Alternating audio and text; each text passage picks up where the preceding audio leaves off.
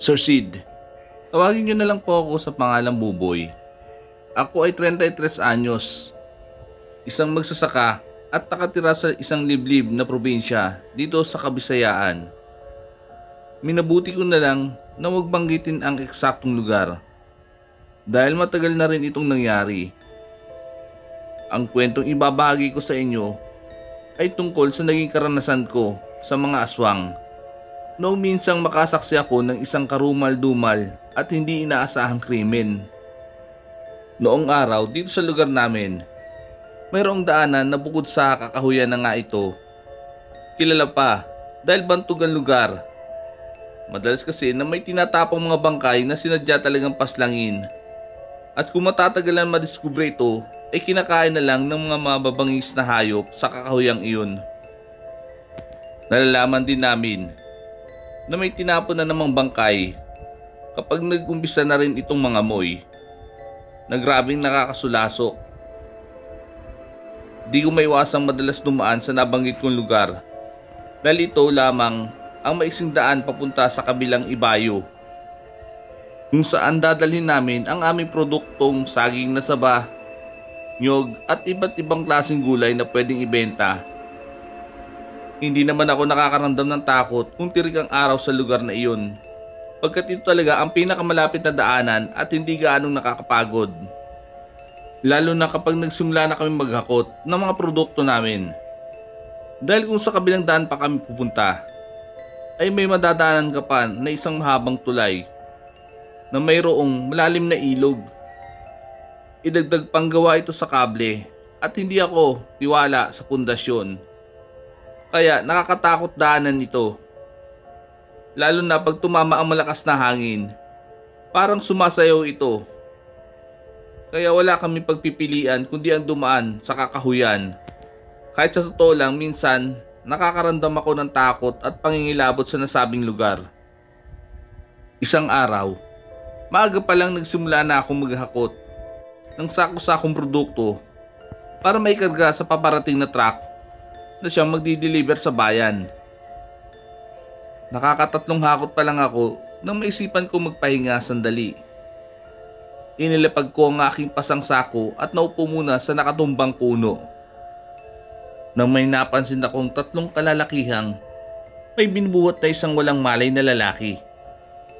Kaya agad ako nagkubli sa isang malapad na puno. At rinig kong inutusan ng isa ang dalawang kasama na itapon na ang lalaki. Sabay bigla sila nagtawanan. Habang pinagmamasdan ko sila, ang lalaking walang malay na tingin ko ay patay na ito dahil maraming pasa at sugat sa katawan. Bunga siguro ng natamong pambubugbog ng tatlong kalalaki ang may dala sa kanya. May bahid na din ng dugo ang puti nitong damit at may tali ng lubid ang leg nito. Habang nakahiga ito sa damuhan, tinakpan agad ito ng mga tuyong dahon para hindi agad mapansin. Nagsimula na akong gapangan ng takot dahil sa aking nasaksihan. Parang walang krimeng nangyari nang lumabas sa masukal na lugar na iyon ang tatlo.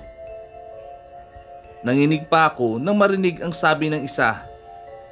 Siguraduhin walang nakakita sa ginawa nila. At kung mayroon man, isama na din namin sa lalaking una nilang pinatay. Tinakpan ko ang aking bibig para mapigilang makagawa ng ingay at baka madinig nila. At nanitili akong di gumagalaw sa aking pinagtataguan. Hindi ko malaman kung bakit may mga taong ganito na walang awa kung pumatay.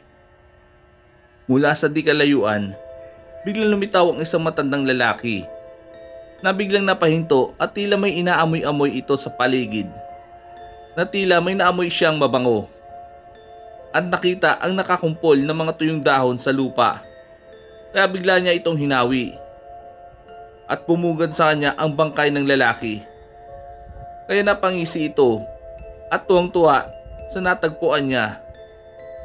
Panandalian muna siyang umalis.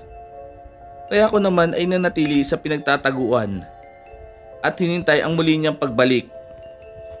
Hindi ko maintindihan ang aking sarili kung bakit hindi ko man lang magawang lumapit sa matandang lalaki. Tila ba may nagsabi sa utak ko na manatili kang nakatago. Nang muling bumalik ang matandang lalaki ay nagtaka ako nang may dala siyang putol na katawan ng saging. Hinila niya ang katawan ng lalaki at ipinalit sa pwesto nito ang katawan ng saging. Saka tinakpan muli ng mga nalagas na dahon at biglang pinasan niya ang bangkay na para bang bumuhat lang siya ng magaan na bagay at saka umalis. Tila ako'y namamalikbata habang pinagmamasdang maglakad ang matanda na animo hindi man lang nakakaramdam ng bigat dahil malaking tao pa ang kanyang binubuhat at lalaki pa ito. Dala ng matinding kuryosidad, sinundan ko ang matandang lalaki nang maglakad dito papalayo. Nagulat ako na matuklasan ko may iba pang lihim na daanan sa kakahuyan papunta sa ibang lugar. Pumasok kasi ang matandang lalaki sa isang maliit na animoy yungib. Saka iniluwa sa isang butas kung saan tatambad naman ang isang talon. Pagkagaling doon, naglakad na naman siya papunta sa isang kagubatan. Kahit alam ko nagsasayang lang ako ng oras. Pero gusto ko kasing malaman kung ano ang gagawin niya sa bangkay. May kalayuan pa ulit ang kanyang nilakad hanggang sa makarating kami sa isang baryo. Nalaking gulat ko nang paano nagkaroon ng mga kabahayan doon. Muli ako nakaramdam ng pagkabog ng aking dibdib habang pinagmamasdan ang matandang lalaki na sinalubong naman ang kanyang mga kapitbahay.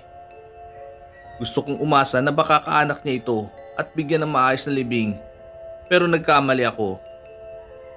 Naririnig ko kasi mula sa mga ito na nais daw nilang kumuha ng 1 kilo, 2 kilo at mas mabigat pa doon. Nakalain mo karne ng hayop ang gusto nila.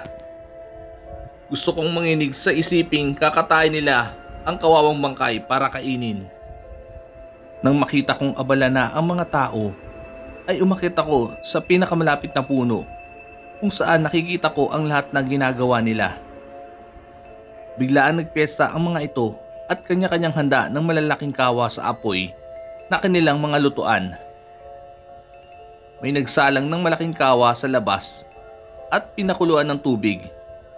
Sa pagkagulantang ko, ibinuhos nila ang laman yon sa bangkay na nakuha ng matandang lalaki. Lalo akong natulala sa kanilang ginawa. Mula sa pagbabalat ay mabilisan nila itong natadtad at binibigay sa mga nakapilang mga magkakapitbahay. Hindi ako makapaniwala sa aking nakikita. Tila sila mga taong wala sa tamang pag-iisip dahil sa kanilang ginagawa. Sa katitingin ko sa kumpulan ay may nakilala akong tao. Sa pagkakalam ko ay naglalako siya ng kakanin sa aming lugar. Tawagin na lang natin siya sa pangalang Aling Norian. Isa siya sa mga nakita kong nakikipagagawan sa karne ng bangkay na kanina ay tinapon lang sa kakahuyan. Walang nakakaalam ni isa sa mga kabarangay ko kung saan siya nakatira. Masasarap kasi ang mga tinda niyang kalamay, biko at putot kutsinta. Ngayon sa nadiskubre ko kung saan siya nakatira, alam ko na din pati ang kanyang tunay na pagkatao. Pinigilan kong maduwal. Baka pag nahuli nila ako, alam ko na ang mangyayari sa akin. Kitang-kita ko na hilaw pa nga ang bangkay na pinagpira-peraso nila ay abala na ang iba sa paglantak kahit ito'y hilaw pa, na para bang normal lang itong pagkain nila. Sa sobrang pagkasindak ko at grabing hilakbot, hindi ko na natagalan ang panonood sa kanila at tarantang-bomba na ako sa puno saka kumaripas ng takbo. Nang makarating ako ulit sa kakahuyan ay nasilayan ko ulit ang bangkay na parang hindi naman ginalaw at nakahimlay pa din sa damuhan. Makailang ulit kong kinusot ang aking mga mata pero tao pa din ang nakikita ko. Mabuti na lang ng mga oras na iyon ay hinahanap na pala ako ng aking nanay at tatay. Isinumbong ko sa kanila ang lahat ng aking mga nasaksihan. Kaya nasabi ng aking tatay na mayroong pinag-uusapang tagumpbaryo sa lugar na iyon. Hindi naman daw nananakit at nangingialam ang mga taga roon sa mga tulad nating normal. At may border naman sa pagitan ng kanilang lugar at sa ating baryo. Sa halip na manggulo ang mga aswang dito sa ating lugar, ay sa kakahuyan na lang sila kukuha ng kanilang makakain. Minabuti na lang naming manahimik sa aking natuklasan. Mahirap nang ipagkalat. Dahil baka manganib ang aming buhay. Lalo na ang mga kabangga namin ay mga kampon ng kadiliman. At hindi naman nila nakuhang mamerwisyo sa mga kabarangay ko. Ang hangad lang naman nila ay mamuhay ng tahimik at makakuha ng makakain sa kakahuyan.